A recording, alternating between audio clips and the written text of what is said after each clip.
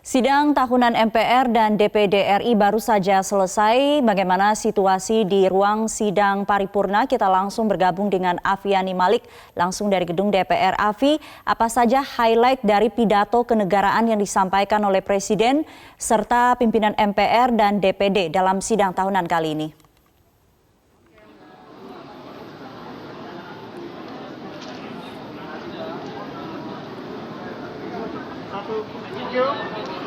Ya, Sumi, seperti yang kita lihat memang sudah selesai pembacaan pidato Presiden di sidang bersama antara DPR RI dan DPD RI, dan kemudian saat ini sedang istirahat.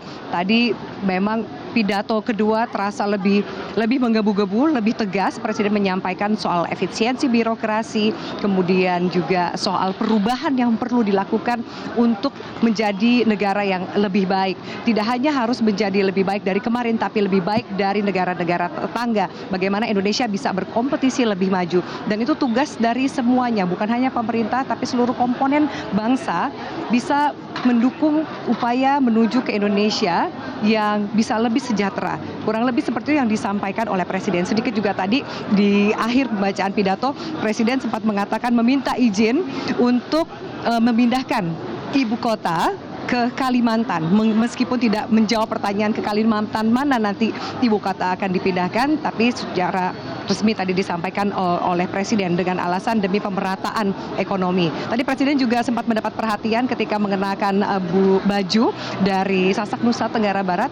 Nah, itu yang kemudian sempat menjadi perbincangan teman-teman wartawan di sini. Untuk membahas lebih jauh mengenai pidato kenegaraan Presiden tadi, sudah bersama saya ada dua perwakilan. Sudah ada dari PD Perjuangan, Mas Bima Arya. Halo Mas, selamat siang. Selamat siang. Dan satu lagi, ini beda dasi nih ya. Satu lagi Pak Kurtubi dari Nasdem. Halo Pak Kurtubi, selamat siang. Selamat siang. Oke, saya tanya dulu nih ya dari yang sebelah saya dulu. Apa tanggapan Mas Bimo soal tadi pidato kedua, pidato kenegaraan dari Presiden?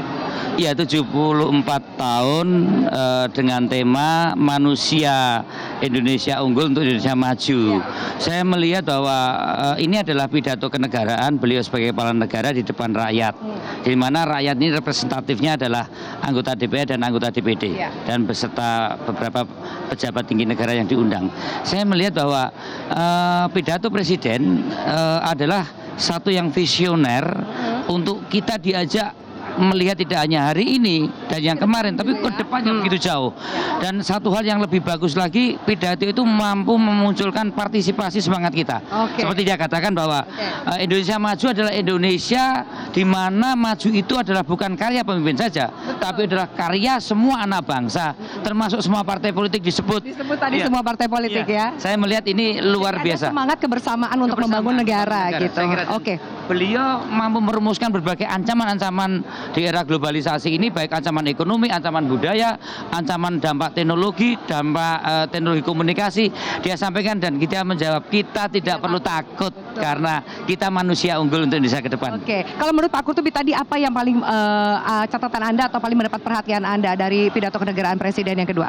Ya, salah satunya adalah meskipun dunia begitu cepat berubah, industri juga banyak berubah, kesempatan kerja berubah, tenaga ahli yang dibutuhkan juga banyak berubah, tapi Bapak Presiden mengingatkan kita akan terus maju.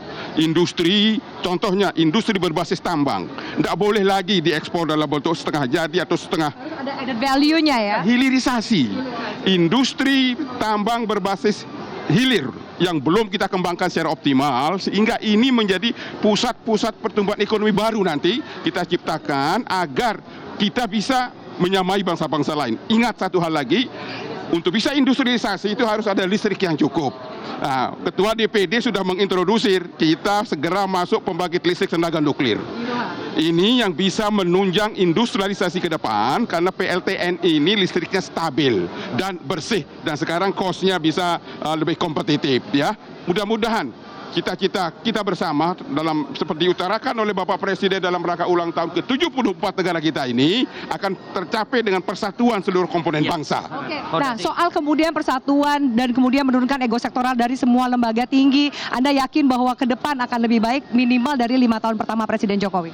Insya Allah pasti akan lebih bagus. Sudah kelihatan bahwa teman-teman yang tadinya mohon maaf kelompok pendukung 02 sudah seia sekata untuk membangun bangsa kita meskipun dalam posisi dan yang berbeda-beda. Dan sempat disinggung oleh Pak Presiden tadi, termasuk dari partai-partai, Partai PAN, Partai Gerindra, Partai PKS, semua harus secara bersama-sama. Kita perlunya kebersamaan karena tanpa kebersamaan kita sebagai bangsa, mimpi-mimpi besar kita untuk membangun daya saing, untuk membangun bangsa yang penuh optimis, ini tidak bisa dilakukan. Dan satu hal, masalah intoleransi, deradikalisasi menjadi suatu ancaman untuk kita membangun kebersamaan. Saya kira itu disampaikan Presiden. Baik, terima kasih banyak Mas Bimo, Pak Kurtubi atas tanggapannya tadi, dan Sumi kurang lebih memang itu yang menjadi sorotan dari pidato kenegaraan kedua Presiden Jokowi. Kita nantikan apakah kemudian semangat dan optimisme ini bisa terus berjalan 5 tahun ke depan menjaga kesinambungan dari pembangunan Indonesia menuju lebih baik. Kembali ke studio. Terima kasih, Afiani Malik sudah melaporkan langsung dari gedung DPR Jakarta.